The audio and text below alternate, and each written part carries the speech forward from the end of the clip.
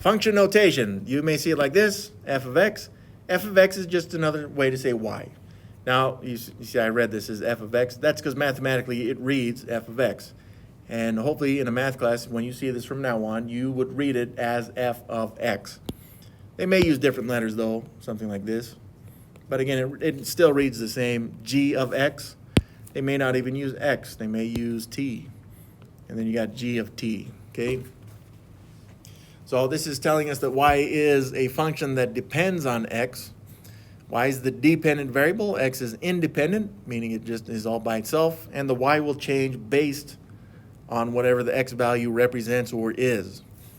So yeah, this example, f of negative 12 means that x is negative 12, and the function is relying on this value.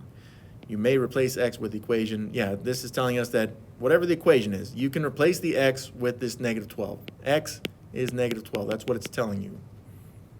But when f of x equals 9x plus 2, evaluate f of 3. Remember that this right here is telling us that x equals 3, right? Because it really is supposed to show f of x, but it's now f of 3. Replace the x with 3, right? So we're going to show this as f of 3 equals 9, but now the x is replaced with 3 plus 2. I wouldn't do this with the order of operations. I just put it in the calculator.